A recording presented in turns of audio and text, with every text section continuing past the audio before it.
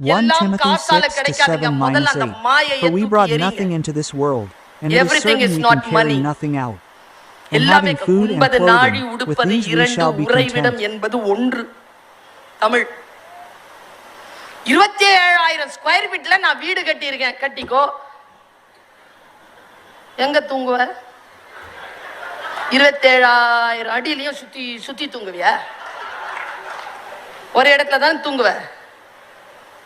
கல்யாணமானவரா தான் அந்த முழு கட்டில் கூட முந்து கிடையாது. அதுலயும் பக்கத்துல ஒண்ணு படுத்துட்டு இருக்கோம். 6 அடி தான். ஆமாவா இல்லையா?